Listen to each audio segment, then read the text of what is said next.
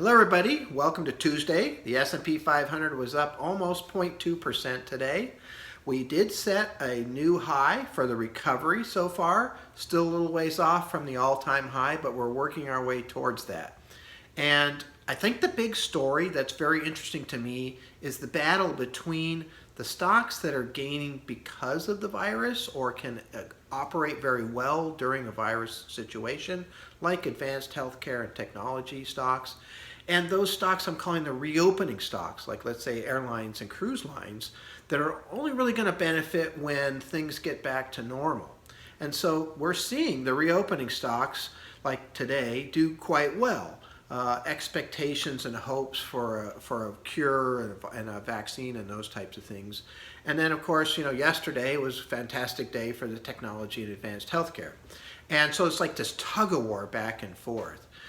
It's why I spend so much time investigating the virus and investigating all of the different cures and investigating the vaccines that are out there. Because I do think once things really get going on this hope for a reopening, you're going to see the reopening stocks kind of suck the oxygen out of the market for those other things because there's so much money to be made on stocks that are beaten down that far. And at that point in time, we'll probably want to get a lot more broad with our investment philosophy like we were before.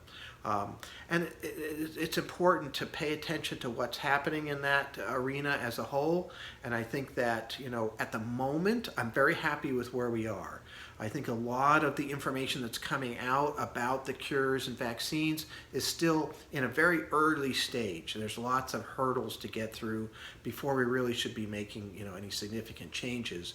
And I also feel like, the stocks that we do have they're the future, virus or not. This is the way the world's going. This is one of the mega trends that we're heading towards. And so I think that's important. And so anyway, that's what's happening today. Very interesting. That's the battle we're going to have to watch very closely. And we'll see what happens tomorrow. I look forward to talking to you then. Thank you.